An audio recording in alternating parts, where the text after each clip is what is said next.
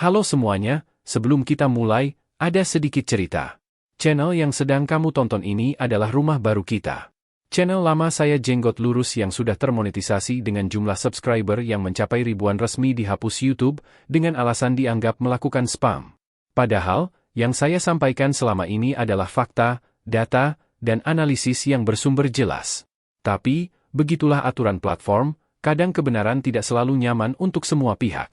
Jadi, saya memutuskan untuk tidak berhenti, dan justru membangun tempat baru ini.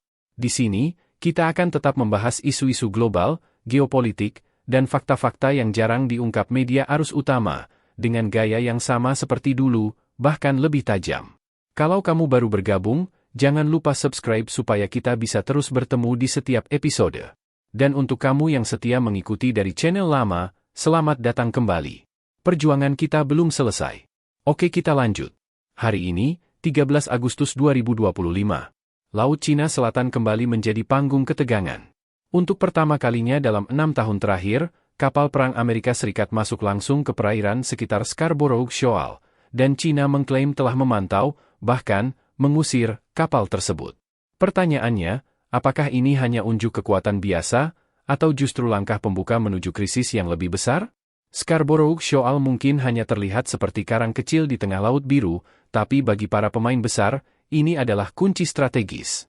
Lokasinya berada di jalur perdagangan vital dunia, kaya akan sumber daya laut, dan berada di titik yang memisahkan kekuatan militer Amerika, Filipina, dan Cina. Setiap kapal yang melintas di sini bukan sekadar kapal, tapi pesan politik yang dibungkus baja dan persenjataan. Dan hari ini, pesan itu terdengar sangat jelas. Untuk memahami kenapa insiden ini begitu sensitif, kita harus mundur ke tahun 2012. Saat itu, kapal perang Filipina berusaha menangkap kapal nelayan Cina yang dianggap melanggar wilayahnya. Beijing merespons dengan mengirim kapal penjaga pantai. Ketegangan meningkat, dan akhirnya Cina menguasai Scarborough Shoal secara de facto. Kenapa karang kecil ini diperebutkan begitu sengit? Karena letaknya strategis, di jantung Laut Cina Selatan, salah satu jalur perdagangan tersibuk di dunia, tempat sepertiga lalu lintas maritim global lewat setiap tahunnya. Selain itu, perairan di sekitarnya kaya ikan, dan diakini menyimpan cadangan minyak serta gas alam.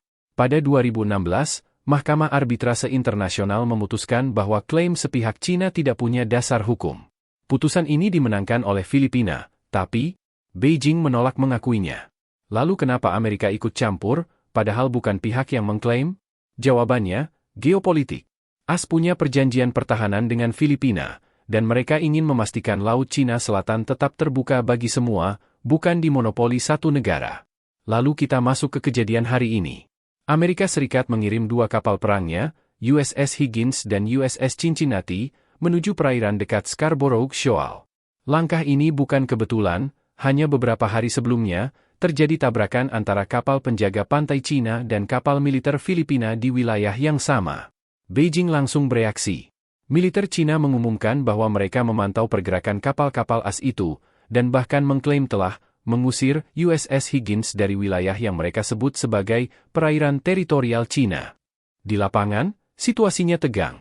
Kapal-kapal Cina mengawal dengan jarak dekat, sementara kapal perang AS tetap melanjutkan lintasnya, tanpa terjadi kontak fisik. Tidak ada tembakan, tidak ada tabrakan, tapi semua orang di sana tahu, satu langkah salah saja bisa memicu insiden yang tak diinginkan. Media internasional langsung berebut memberitakan peristiwa ini. Beberapa menyebutnya sebagai uji keberanian Amerika terhadap Cina, sementara yang lain melihatnya sebagai tanda bahwa Laut Cina Selatan sedang menuju babak baru konfrontasi. Langkah Amerika hari ini bukan hanya soal patroli rutin. Ini adalah pesan strategis yang jelas, bahwa Washington berdiri di sisi Filipina, sekutunya di kawasan. Perjanjian pertahanan bersama bukan hanya tinta di atas kertas, tapi komitmen yang akan diuji di laut yang bergolak ini. Kapal perang USS Higgins dan USS Cincinnati dikirim tidak lama setelah insiden tabrakan kapal Cina, Filipina. Seolah AS berkata, kami di sini, kami melihat, dan kami siap merespons. Ada juga faktor politik domestik. Di tengah panasnya persaingan menuju pemilu, Presiden ingin menunjukkan ketegasan di Indo-Pasifik. Bagi publik Amerika, mempertahankan kebebasan laut di Laut Cina Selatan adalah bagian dari menjaga citra sebagai kekuatan global. Dan jangan lupa, ini juga bagian dari strategi lama yang disebut Freedom of Navigation Operations, atau FONOP, operasi yang dirancang untuk menantang klaim maritim yang dianggap berlebihan.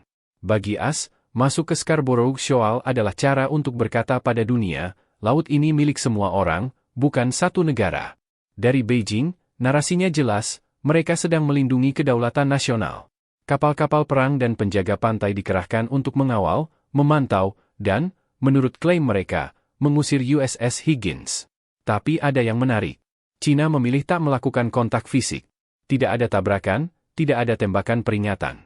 Ini adalah taktik pengusiran tanpa eskalasi langsung, sebuah pesan bahwa mereka ingin menunjukkan kekuatan, tapi tidak ingin menjadi pihak pertama yang memicu konflik terbuka. Pesan ini bukan hanya ditujukan ke Washington, tapi juga ke ASEAN. Laut ini adalah wilayah kami, dan kami akan mempertahankannya. Namun, dampaknya ke hubungan dengan Filipina jelas terasa. Insiden tabrakan kemarin sudah menggores hubungan yang rapuh, dan kini, dengan AS ikut masuk ke area sengketa, Beijing berada di posisi sulit, harus menekan Filipina, tapi juga menghindari membuatnya semakin dekat dengan Washington. Dalam situasi setegang ini, satu kesalahan kecil bisa berubah jadi bencana.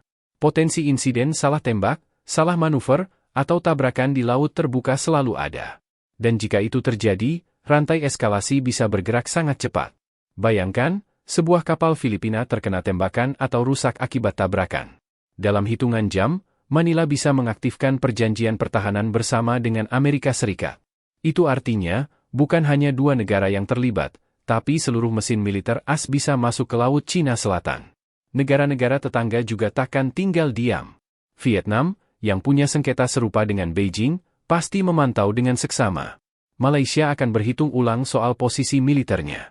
Dan Indonesia, meski tak terlibat langsung, akan melihat ketegangan ini merayap mendekati wilayahnya. Bagi Indonesia, letak Natuna Utara membuat kita berada di pinggir panggung konflik ini. Jika patroli militer di Laut Cina Selatan meningkat, jalur perdagangan yang kita andalkan bisa terganggu. Tantangannya, Indonesia selalu menekankan sikap netral di forum internasional, tapi netral bukan berarti pasif. Menjaga kedaulatan di perairan kita sambil tetap menjadi mediator yang dipercaya, adalah permainan diplomasi yang rumit. Kita harus waspada. Karena ketika dua gajah berkelahi, rumput di sekitarnya, termasuk kita, bisa ikut terinjak. Kadang, perang tak dimulai dari tembakan pertama. Perang dimulai dari unjuk kekuatan yang terlalu dekat. Dari manuver yang terlalu berani. Dari sinyal yang dibaca berbeda oleh lawan.